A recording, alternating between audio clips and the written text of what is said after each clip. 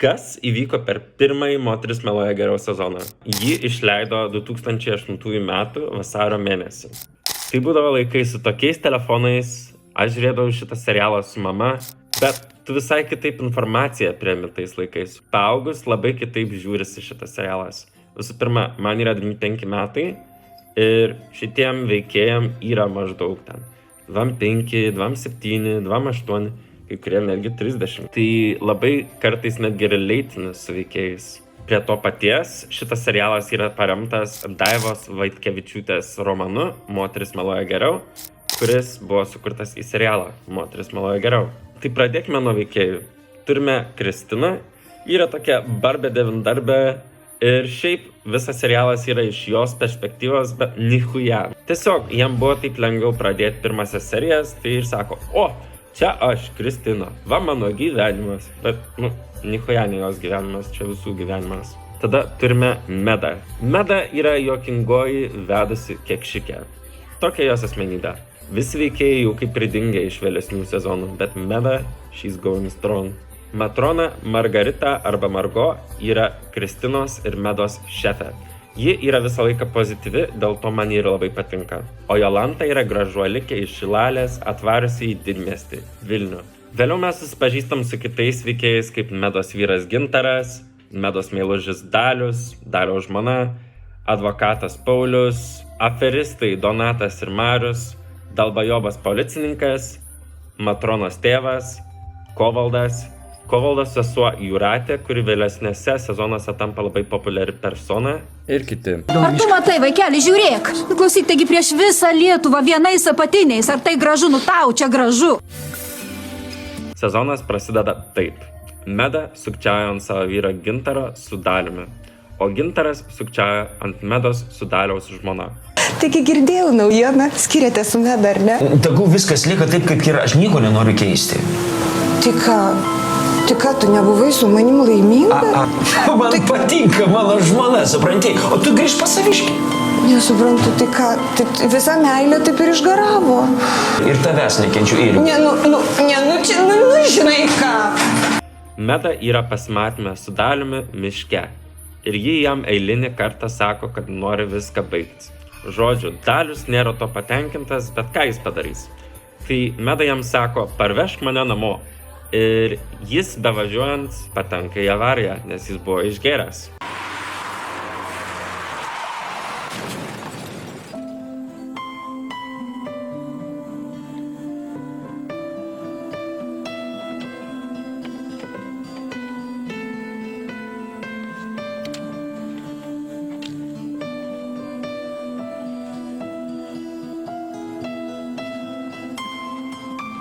Avarijos metu Meda susitrenkė savo nugarą. Vėliau jį paskambina greitai, kad jie pasimtų Daliaus, o pati numiklina atgal namo.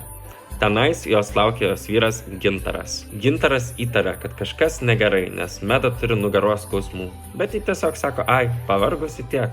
Kiek vėliau visi susirenka ligoninėje, kad aplankyti Daliaus, tačiau jis komoje ir pradeda šnekėti Medos vardą. Žiūrėkit, jis atsigauna. Meda.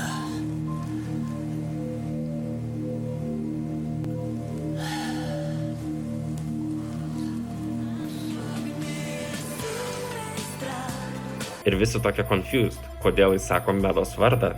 Daliaus žmona jau pradeda kažką įtarti, kad kažkas vyksta tarp Daliaus ir Medos, bet negali prigauti Medos jos melagienuose. Aš trumpam, turiu tau vieną klausimą. Užžyk, kas tu ten? Ne, tu man čia dabar greitai paaiškink, kodėl mano vyras tau vakar kelis kartus skambino. Kiek vėliau mes pamatome, kad visos mūsų pagrindinės panikės dirba pas Margaritą jos renginių organizavimo kompanijai. Kiek vėliau sezone susipažįstame su Jolanta. Ji keliauja iš Šilalės dirbti Vilniuje pas Margaritą kompaniją, nes jos pusseserė Kristina gavo jai darbą. Ją veža jos vaikinas Kovaldas, kuris labai nenori ją palikti, bet jis turi pasilikti Šilalėje, nes jis turi prižiūrėti savo sergančią motiną. Jiems bevažiuojant, Kovaldo mašina sugenda. Dėl to Jolantai tenka tranzuoti, o jai betranzuojant, jas vos neišprievartauja. Prie darbo? Už kokį darbą? Pinigai į priekį. O šitą darbą už kokį? Imk ištrauk prezervatyvą, užmauk. Tai ką, atėjai, ko tu bijai, taigi aš tau pinigus iš anksto moku. Pupytė, palauk, kur tu bėgi? Galų gale, kai jie atsiduria policijai ir duoda pareiškimą, jie ją netiki ir sako, kad ji buvo prostitutė ir nori ją uždaryti dėl prostitucijos. Tačiau ateina Šapranauskas, Paulius, advokatas ir ištraukia ją iš problemų.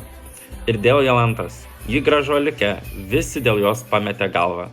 Dėl to Kovalas labai bijo, kad ji mieste susiras kitą vaikiną. Žinai, Jolanta, man toks jausmas, kad aš prarandu tave. Nenusišnekėk. Šitas Vilnius įsiurbs tave ir negražins man tokios, kokią aš pažinojau.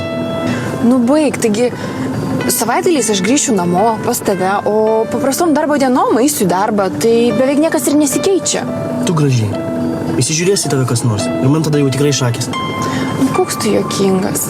Taigi mūsų meilė tvirta ir jos jokie miestai, jokie atstumai išskirti negali. Bet staiga atsiranda Marius, pradeda pirkti visokiausius telefonus, mašinas, visokius pribambasus ir tada jį pradeda žaisti dviem frontais.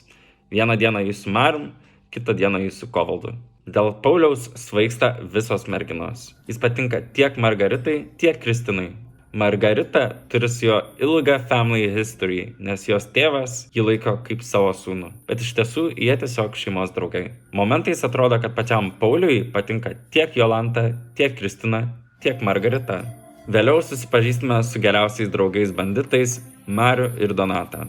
Jie gauna kontrabandą iš Baltarusijos ir stumdo ją pro Margaritos tėvą. Momentais jie kabina mūsų merginas, bet nelabai jiems paeina, nes jos nesusidomėjusios banditais. Dar buvo kažkokios šyzos, kad Donatas galvojo, kad Margaritos tėvas bando jos apmulkinti ir kažkiek ten pinigų nukrapalina ar kažką ten tokio ir vienu momentu bandė jį nušauti. Tačiau jam nepavyko. Ačiū Dievui, Margaritos tėvas arba jo pravardė Storas labai lengvai atleido jam. Tačiau Margarita iki šiol neatleido jam. Tas Donatas vos neplėšė meilę su Kristina. Tu pats pagalvok, mano geriausia draugė ir tas žudikas. Kas žudikas? Ką jis nužudė? Kad išgydyti savo tėvo žaizdas, Margarita pakviečia Medos vyrą Gintarą. Tačiau Meda pagalvoja, kad Gintaras iš tiesų varo pas Margaritą į namus, nes jis ant jos sukčiauja. Tu neįsivaizduoji, žinai, kur Gintaras po darbo nuvažiavo? Tiesiai pas matroną. Eik, tu negali būti. Aš tau sakau, aš nuvažiavau pas jį į akis jo pasižiūrėti. Prie ligoninės prasilenkėm su juo. Aš iš paskos. Žiūriu, jis tiesiai į matronos laiptinę. Tvarkingai, su lagaminėliu. Negali būti, tavo Gintaras pas matroną nesąmą. Bet jos labai greit susitaikė ir to pasekoje Meda susitaikė su Gintaru. Bet tu juk žinai, kad aš tokia karštakošė, ką atleistų man.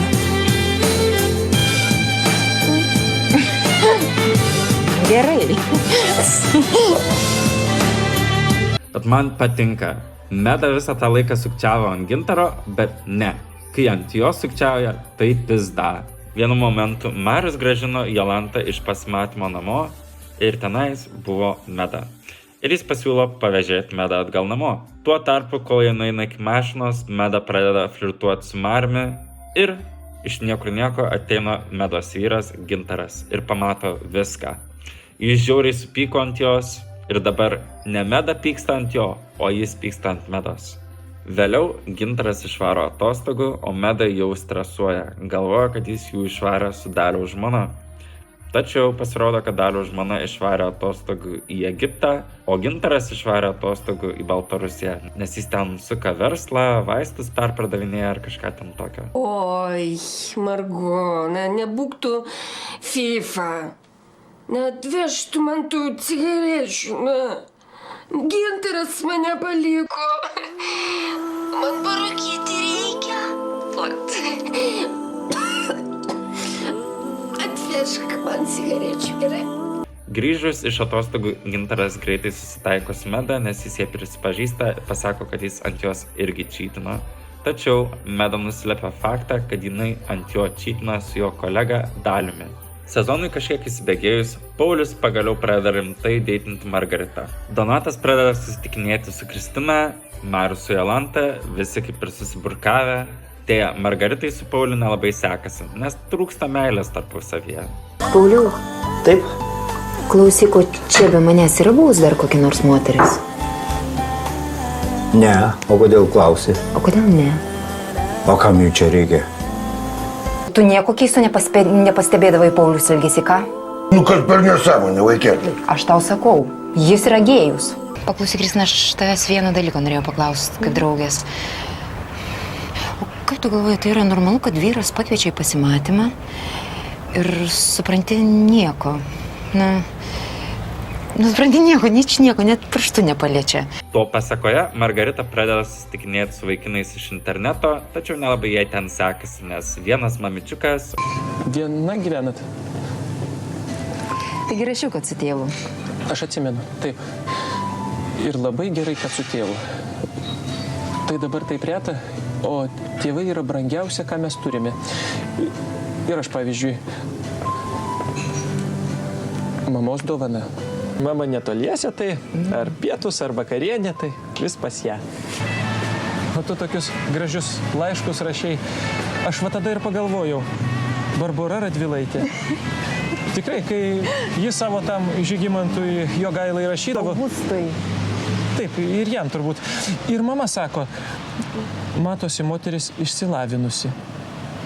Kaip mano laiškus tavo mama skaitydavo? Na, taip, kasgi čia tokio? Palaukit, aš nesvartu, mano laiškus skaitydavo tavo mama. O kokios paslaptys gali būti nuo tėvų?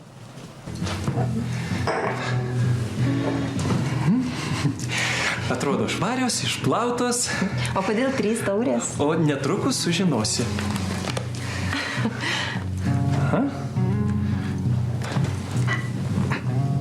O, mamytė, labas, čia aš.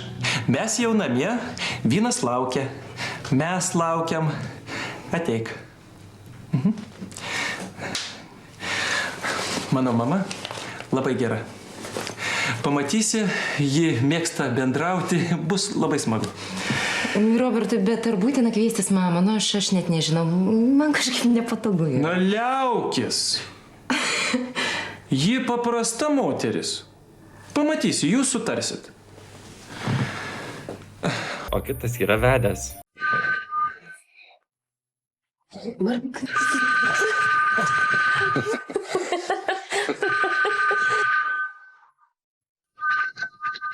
Labą dieną. Jūs turbūt būtų šeimininkė? Na taip. Zigmą pakvieskit. Zigmą, kokį Zigmą? Čia toks Zigmas negyvena. Jau jo balsą iš 1000 atskiršių, tai vėl kitų vardų prisistatė. Vienas vargas man su juo. Galiu užeiti? Užeikit. Zigmai. Stojamės ir einam. Gėlės, tortas, estrada, manį nesuseksiu? Tada, staiga, iš niekur nieko Marius su Donatu tampa priešais. O dėl ko? Nes Marius nenori grąžinti Donatui 100 štukų pinigų, kuris jam skolojo. Vietoj to, kad jis grąžintų Donatui pinigus, jis visas savo babkes laidžioja ant Jolantos. Tai Donatas pasitarė su Paulium, ką jis galėtų daryti ir nusprendžia iškelti bylą prieš Marių. Marius, aišku, nepatenkintas, bet vietoj to, kad jis grąžintų draugui pinigus, jis nusprendžia sumokėti banditam, kad šie nužudytų Donatą. Tačiau jiems nepaeina.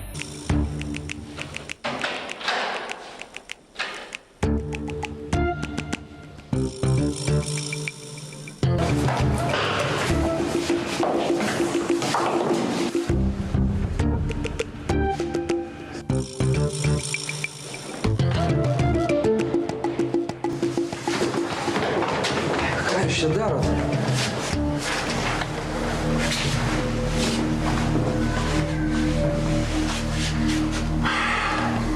Jo, čia tai staigmena. Tik spėjau. Ką, kviečiu mentų? Ne, jokių mentų. Nu, lip, paskutinė stotelė. Kas mane užsakė? Aha, drąsus. Gerai, būsiu pats kaltas. Marijus. Garsiau. Marijus. O, sakiau, kad Marijus. Paskiau, vis tiek, bando toliau tas babkės kišti ten, kur nereikia ir bando papirkti Paulių. Marius netgi bando papirkti policijos komisariatą, kad tik tais nereikėtų grąžinti pinigų Donatai. Koks skirtumas, kam tu tos pinigus mokėsi?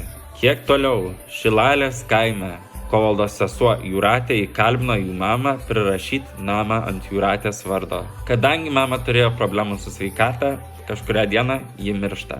Ir jų privalu laikytis. Ir yra nustatyti reikalavimai maisto reklamai ir... Mama?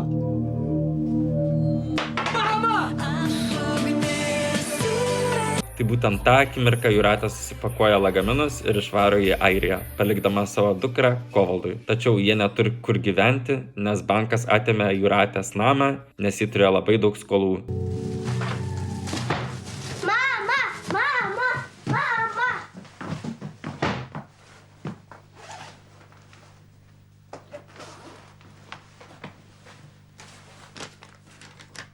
Kovaldai, mielas brolau. Atleisk, šiuo metu aš esu pakeliui į oro uostą. Man šį vakarą lėktuvas. Skrendu į Airiją. Būk geras. Pasirūpink į orą, kol aš ten įsikursiu. Kur mama? Palauk, ne dabar į orę, gerai? Dėl vyro melavau, mes jau metai kaip įsiskyrė. Jis turi kitą. Nesakiau, nes nenorėjau, kad mama pergyventų. Kai įsikursiu, Jorę pasimsiu pas save. Ačiū tau, mylimas broleli. Taigi, kadangi nebebuvo jokios priežasties, kuri prirakino Kovaldą prie Šilalės, jis nusprendė išvažiuoti į Vilnių, kur jis apsistojo Mariaus viešbutyje su savo dukterėčia. Kadangi Kovaldas jau Vilniuje, jis stengiasi susirasti Jolantą. Tačiau Jolanta dabar su Mariumi. Ir Kristina, matydama, kaip Jolanta žaidžia abudu frontus, labai pasigaili Kovaldo ir nusprendžia Kovaldui padėti susitaikyti su Jolanta. Aišku, Mariui tai labai nepatiko ir vienu momentu jis užėjo pas Kristiną į namus ir klausė, kur yra Jolanta. Ir Kristinai pasakius, kad Jolanta yra su Kovaldu, jis labai supyko. Ir ačiū Dievui, kad Donatas buvo laiptiniai, užklupo juos ir išgelbėjo Kristiną. Jolanta, leisk man pasižiūrėti, kas skambina. Čia tas Marijus. Duok.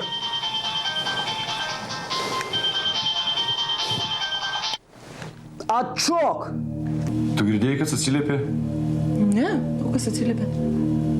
Nu tas? Kovaldas. Oi, tau pasivaideno, ko gero. Jo? Čia man pasivaideno. Nu, tai negi man. Gerai viskas, nusibodai, eik lauk. Aha.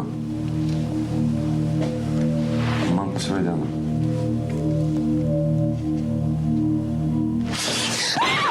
Tai tu, Kalė, nori mus įskirti, taip? Ką? Tai tu, Kalė, nori mus įskirti. Taip, pakasim! Pakasim!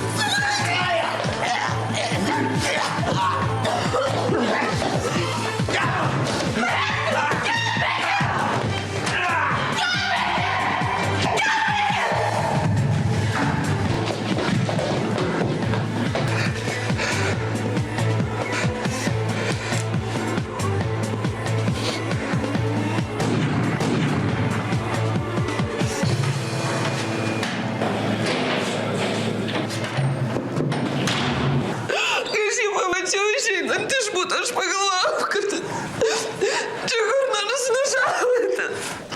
Kad atsikeršyti Kovaldui, Marius nusprendžia paskambinti vaikų tarnybom ir atimti jo dukterėčią iš jo.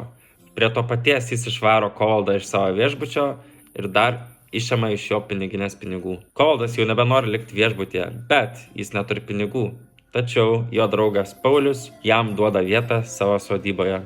Vieną vakarą Marius nusprendžia nukeliauti į sodybą pas Kovaldą ir sako, jo, viskas gerai, tu laimėjai, Jolanta tavo, bet norėjo su jo išgerti. Tai gerai, Kovaldas su jo geria, bet Marius prigirdė Kovaldui kažkokiu migdomųjų kažką ir jis suklastojo tokį sexy photoshootą su prostitute, kad parodytų nuotraukas Jolantai ir pasakyti, kad Kovaldas jai neištikimas. Jis parodo tas nuotraukas Jolantai ir ji nieko nekvešenoja, pirmas klausimas, kaip, tu negauni tokių nuotraukų iš niekur, žodžiu. Tai, žodžiu, Jolanta išsiskiria su Koldu nieko nepakalbėjus ir jį vėl su Marium.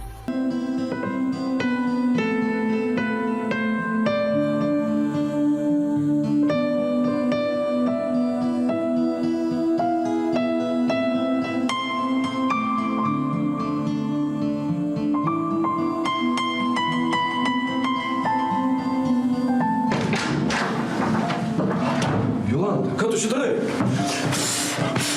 Ką tu čia darai? Padėksi viešbutį. Kas dabar? Deginu. Dar vėliau mes turime belent kokią juokingą sceną, kai Koldas sutiko tą prostitutę ir norėjo ją įtikinti, kad ji prisipažintų viską Jolantai. Prisimink. Sodo namelis. Blint!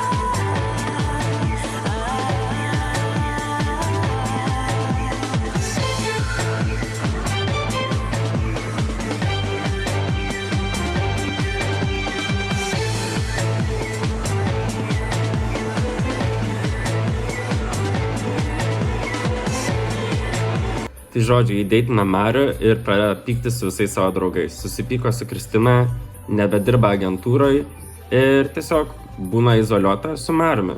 Tuo tarpu Marius pisasi su kitom prostitutam savo viešbutyje, bet jis sako, kad jis ruošiasi susituokti su Jolanta. Galiausiai Marius apgauna Donatą ir sako, kad grąžins Donatui visus pinigus miške. Tai į mišką nuvažiuoja Marius, Jolanta ir Donatas su savo apsauginiu. Prie to paties juos seka Kristina, nes pamatė jų mašinas važiuojančias. Marius palieka Jolantą mašinai ir besikalbėdamas kitoj mašinai su Donatu, pašauna Donatą ir jo apsauginį. Oi, kaip tu man atsibodai, Marijau. Jo, davai iš esmės bazarinam, gerai. Aš tau skolingas. Tai davai, karočią, grąžinu pinigus ir viskas. Man su tavim problemų nereikia, aš noriu ramiai gyventi. Tai davai, kur pinigai, skaičiuojam, duok, davai. Jo, nu gerai. Kas gerai? Varom, paduosiu aš tau šaibas. Kviesk savo sargį. Aš su jumis važiuosiu mano biksą. Aš nepavažiuosiu. Vladai, važiuojam.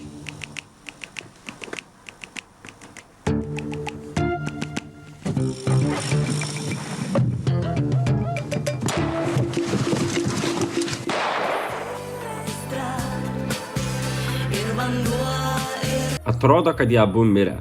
Po šio įvykio jis primeluoja Jolantai, kad jie bandė jį šauti pirmi. Jolanta iš meilės Mariui prisiema kaltę savo ir duoda melagingus parodymus policijai. Bet Kristina viską matė. Aš žinau, kas iš tikrųjų buvo. Na, bet taip ir buvo. Ne, taip nebuvo. Aš viską mačiau. Kai jūs su Marijum nuo viešbučio pajudėjot, aš jūsgi sėkiau, aš vėjausi jūs į mišką. Ir aš žinau, kas tai padarė. Kas? Marijus. Taip?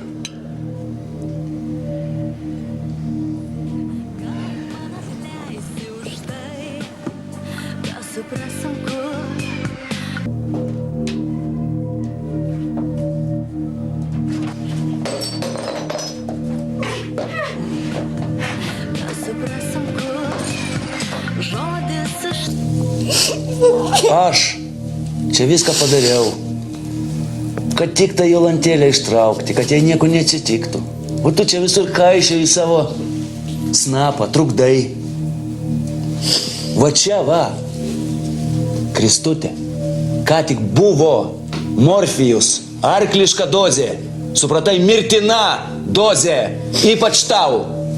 Dabar morfijus yra va čia. O laikraščiai rašys, mergina savo trumpą gyvenimą baigė savižudybę, praradusi didžiąją savo gyvenimo meilę. Donatą.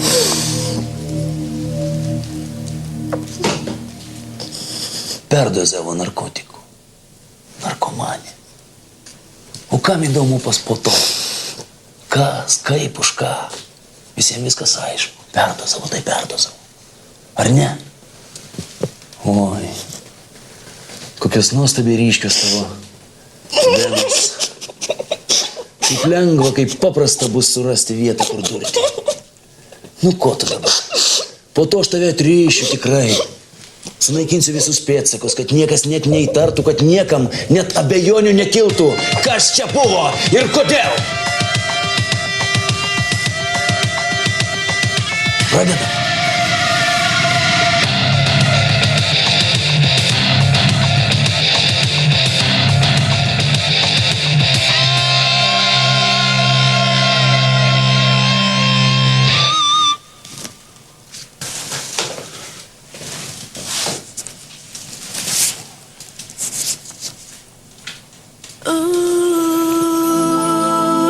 Geras. Palik mane ramybėje. O gal tu palik ramybėje mane ir Jolantą? Ką? Atrišk mane. Jo, kad mes dar nebaigėm. Aš nieko nemačiau ir nieko negirdėjau. O, kaip gerai išmokai pamoką. Man patinka. Šaunolį, bet jeigu dar kartą kur nors įkiši savo dvišaką liežuvį, baigsi gyvenimą labai greitai savižudybę. Supratai, mažulė? Supratau. Supratai? Pabandytum nesuprast. Kitą kartą daug greitesnį mirties seansą tau. Šį čia surengsiu. Ilgai laukti nereikės, bet tikiuosi. Iš viso nereikės. Ko tu iš manęs nori? Aš noriu, kad tu ištaisytum savo klaidas, kurių privėliai. Tu parašytum čia. Kad atbėgai tada į policiją didžiai susijaudinusi, susinervinusi dėl savo pusseserės Jolantos ir kad nori pakeisti parodymus. Rašyk. Aš surišta. Oi, tikrai.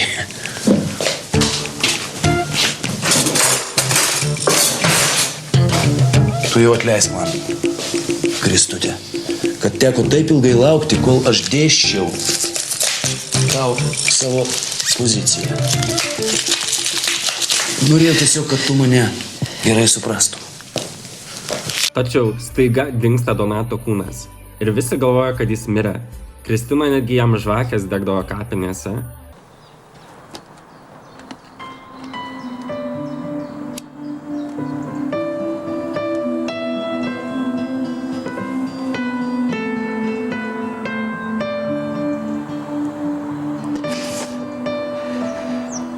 Dieve. Taigi žinai, kad Donatas nebuvo blogas žmogus.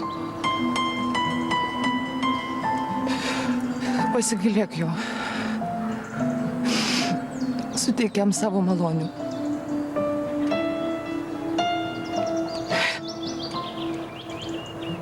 Dieve, suteik man stiprybės. Aš noriu pradėti gyvenimą iš naujo. Dieve, suteik Donatui amžiną ramybę. Amen.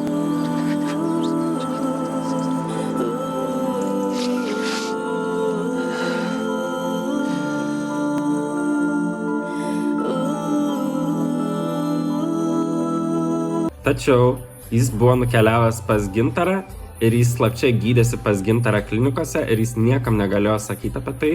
Dėl to Gintaras pastoviai pykdavosi su Meda, nes Meda suprasdavo, kad jis jai meluoja, bet jis jai nesakė tiesos. Viskas nusibodo.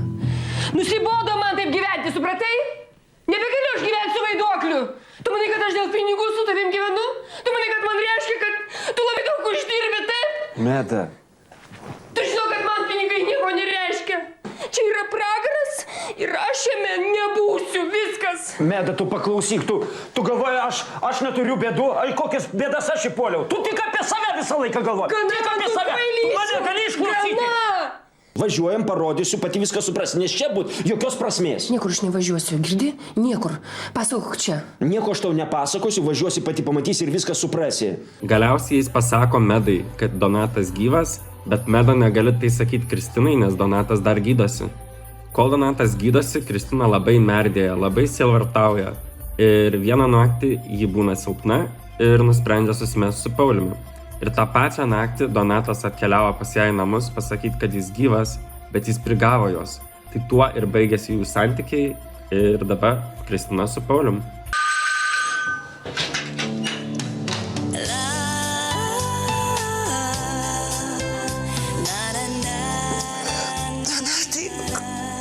Tai va, aš sugrįžau.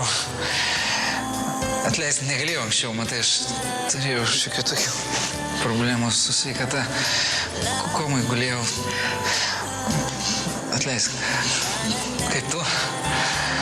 Aš kaip aš nežinau. Aš labai pasiilgau ir aš, kai tik atsikėliau ant kojų, iškart pas tave. Kristina, tu vadioji, aš kavos dar tau padarysiu.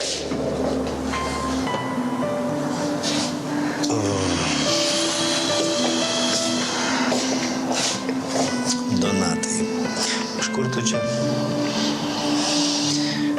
Jo, matau, per ilgai miegojau. Donatai, palauk. Iš kur čia atsirado? Palauk, aš tuoj. Donatai!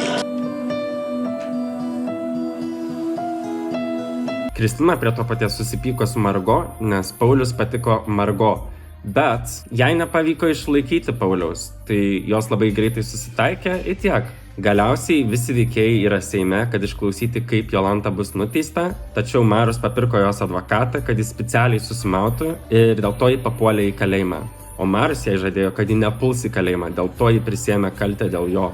Teismas nutarė kaltinamąją Jolantą Glondinytę pripažinti kalta pagal Lietuvos Respublikos baudžiamojo kodekso 130 straipsnį ir nuteisti 5 metam laisvės atėmimo bausmę atliekant moterų pataisos kolonijoje. Byla baigta.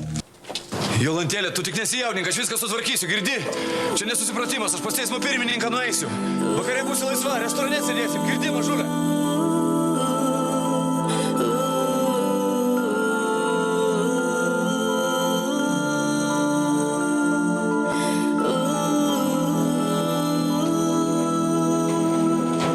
Kalėjime jis susipažįsta su kiečiausia pana kalėjime, Muraška, ir jos tampa geriausiamis draugėmis. Ir šiaip šitos scenos yra vienos juokingiausių sezone.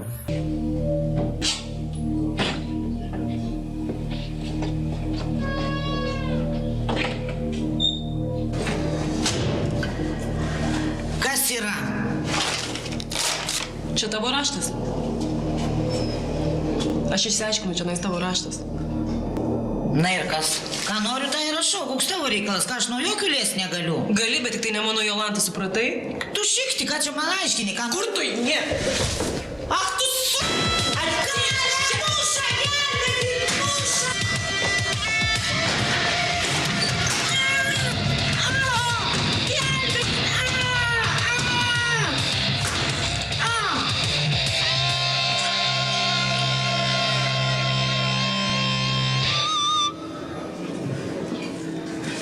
Dabar galėsi rašyti kitą laišką. Oberai. Marius karts iš karto aplanko Jolantą kalėjime ir sako, kad jis ją ištrauks. Bet jis taip daro, kad jį tiesiog neskūstų teismo nuosprendžio. Praeina laikas ir viskas, jį nebegali jo skūsti. Jūsų skundas atmestas. Kaip tai atmestas? Va taip, atmestas ir viskas. Ne dėl to, kad apskundimo motyvai būtų blogi, bet praleisti visi terminai. Kas ten laisvėje tvarko jūsų reikalus, aš nežinau. Tačiau man panašu, kad ten paskutiniai žiopliai. Arba tyčia nori, kad jūs čia sėdėtumėte. Tada jis supranta, ką jis jai padarė ir susipyko su juo. Marijau, aš dabar viską supratau. Tu nemylėjai manęs ir tu nemyli manęs. Tu viską specialiai tai padarai, kad mane įkištum į šitą kalėjimą. Tu pasinaudoji manim. Jolantėlė. Jolantėlė, tu neteisi. Nieko aš nepasinaudojau, aš myliu tave, girdi? Nevelnio, tu manęs nemyli. Skundo nerašė, terminus visus praleido, tyčia viską padarė. Nu kam, kad įkištų mane iš tą kalėjimą. Dabar aš viską žinau, man Žana viską papasakojo. Nesupratau, kokią Žaną. Nepažįstu aš jokios Žanos. Ir vėl meluoji. Nepažįsti, nesakysi, kad nepažįsti. Čia ta pati, kur suguldėjai su Kovaldu, pakišai jam. Jolantėlė, jeigu tu nori su manim kalbėti apie savo Kovaldą, tai tu jam ir skambink. Ko tu skambini man? Todėl, kad tu mane apgavai, tu supranti, atėmė iš manęs Kovaldą. Ne, mažulė, čia jau tu kaip tik pati pasirinkai. Netiesa, aš nieko iš tavęs neatimu. Tu sugriovai man gyvenimą, tu supranti, Mariau. Sugriovai man gyvenimą ir įsiklausyk. Visiems laikam dėl mano mirties kaltas būsi tu ir tik tu. Klausyk, nu ką tu čia nesąmonės sapalioji? Tu atėjai iš manęs Kovaldą. Blemba, aš tau dar kartą sakau, mažulė, jeigu tu nori kalbėti apie Kovaldą, apie savo kaimietį, tai tu jam ir skambink. Man daugiau neskambink. Mariau, būk tu prakeiktas. Nu, klausyk, parinkis vieną savo pati. Pašokinėsi tu dar man. Jolanta jau viską praradus. Savo numylėtinį Kovaldą, savo meilužį Marių, savo draugus, savo gyvenimą ir jau pasiruošusi nusižudyti. Bet Muraška ją sustabdo. Kur Jolanta nebuvo pasirodžiusi? Kažkur čia. O kas atsitiko?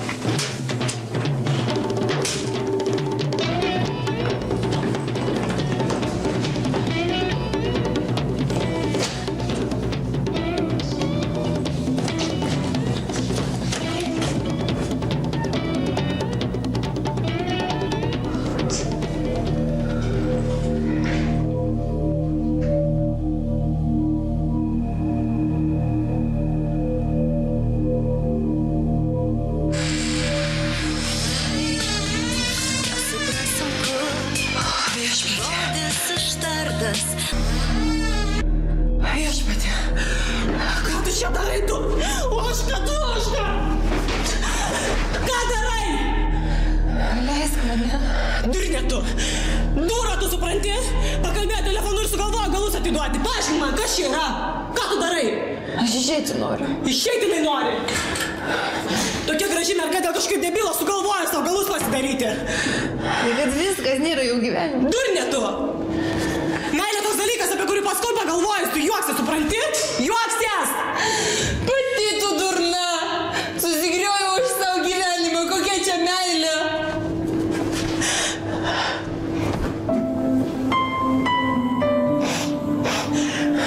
Jolanta, nieko tu man nešnekėk, tu supranti ryt, poryt, šiandien, nu koks skirtumas? Tu jauna, supranti, tu jauna, taugi viskas prieš akis, visiškai.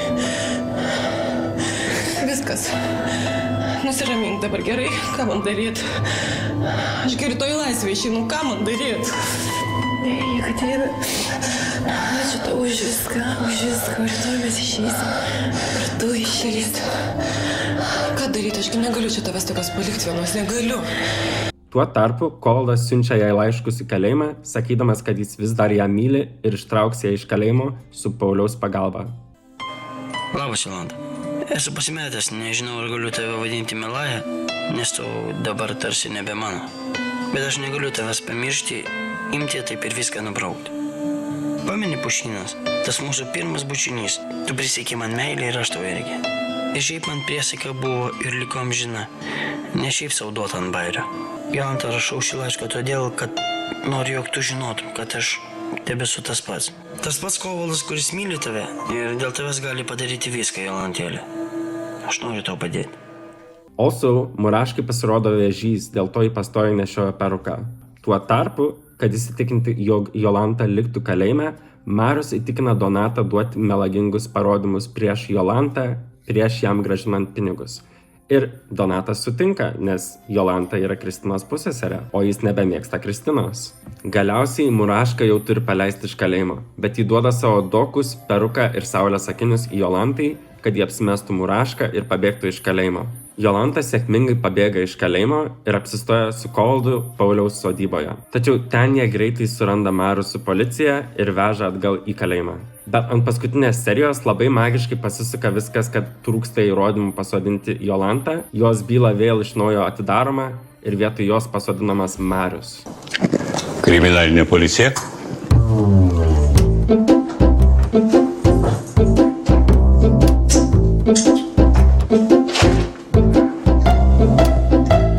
Marijus Kuzmickas? Nu, aš ką? Tuomet važiuojam. Rankas.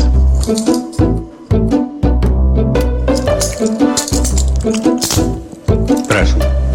Nesupratau. Vyrai, o kame reikalas? Visi veikėjai labai džiaugiasi, jie išgeria šampano taurę su Jolanta, kad atšvęsti jos laisvę.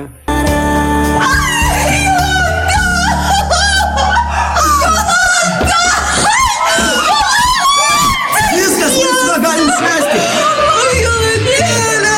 Ir tada grįžta prie savo šposų. Meda draugam primeta, kad gerai su Gintaru gyvena, bet toliau ant jo sukčiauja su Daliumi. Margo toliau susitikinėja su vaikinais iš interneto, Kristina gyvena ilgai ir laimingai su Paulium, o Jolanta gyvena karštoje meilėje su Kovaldu. Taip ir baigėsi pirmas Moteris meluoja geriau sezonas. Aš manau, kad šitas serialas yra labai įdomus tuom, kad jis yra populiariausias Lietuvos kada nors sukurtas serialas. Jame gali pamatyti labai daug atspindžių į mūsų to laiko visuomenę ir aš asmeniškai bežiūrėdama šitą serialą labai daug mąstydavau apie savo tėvus. Aišku, šitas serialas neišgydys vėžio ir jį nereikia rimtai žiūrėti, bet jis smagu pažiūrėti karts iš karto, kai neturi ką veikti. Tikiuosi jums patiko ir tikiuosi gal pasižiūrėsite Moteris meluoja geriau.